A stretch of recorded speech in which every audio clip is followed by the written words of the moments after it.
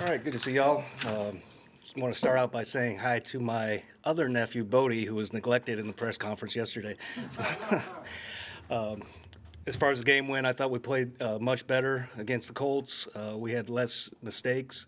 We played fast and we made some big plays. So hopefully we can grow on that this week when we play Kansas City, who's a very good football team. So go ahead. Adam, what have you seen out of Chris Boyd this summer to make him make you guys put him in these situations? Yeah, I think he's been a lot more consistent with his technique and everything. He's not going back to reverting to some of the bad habits he had when he first got here. I think he's more comfortable in the scheme, obviously, since he's been here a couple years. So I like where he's at. And on the flip side with Cameron Dancer, what do you need to see from him right now? We need to see some more consistency from him. He has all the talent in the world. He's got great length, but he needs to be more consistent with his technique and everything that he does.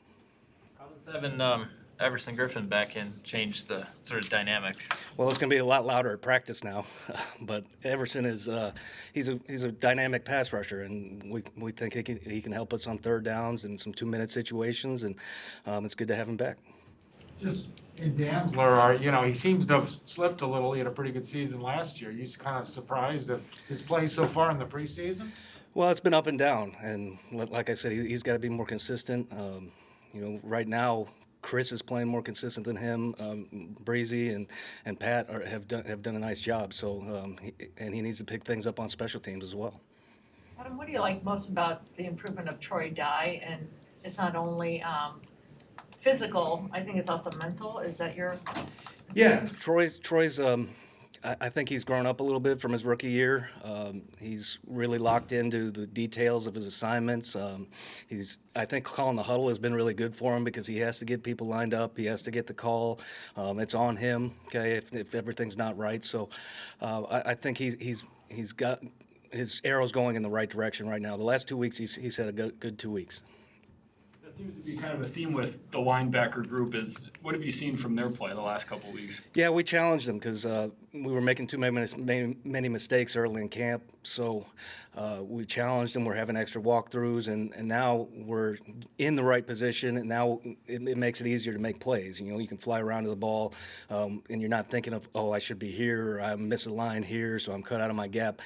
Now that I'm in the right spot, I can play fast, and that's why we have all these guys that can run and are athletic, is because that's what we need from the linebackers.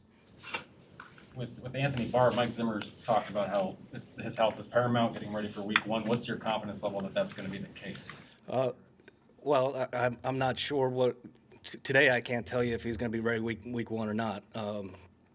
He's doing everything he can rehab-wise to get back in there, and hopefully we have him week one. If not, we'll have somebody step in and play for us.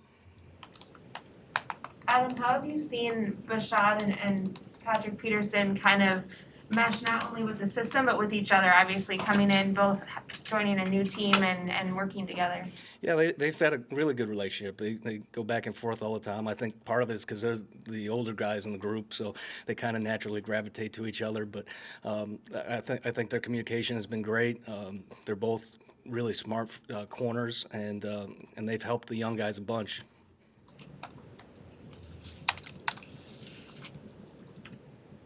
If you don't have Barr week one, how's the other linebacker situation shaping out? Obviously, you got Kendricks and Nick has emerged, but then you need a third guy there. Yeah, we'll work through that, whether it be playing a different package or one of the guys we have on the roster.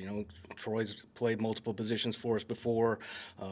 Chaz can play multiple positions, and Blake. I thought Blake did a nice job the other night against the Colts. It was his best performance since we've had him. So we'll find a role and find the best way to match up in our base personnel that way.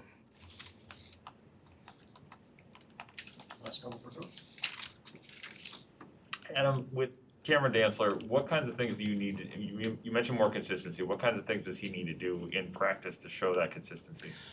Well, the right technique, first of all. Sometimes he lacks in his technique. Sometimes make sure he's on top of the receiver consistently, so we're not in a trail position all the time, and just attention to details. Make sure we're in the right alignment. Make sure we're in the right call, and doing the right things that way.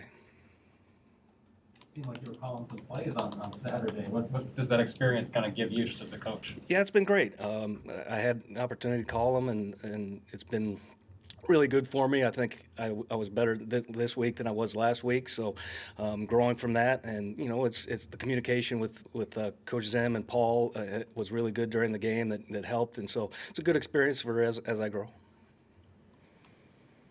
Do you know what the plan will be during the regular season in terms of calling plays? We're still sorting that out, and we've got another game to figure everything out.